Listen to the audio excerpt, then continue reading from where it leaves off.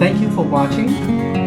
If you like to purchase the full version of my video, you can visit my website. If you want to see my new works, please follow me on my Facebook. You can also click here to subscribe to my YouTube channel.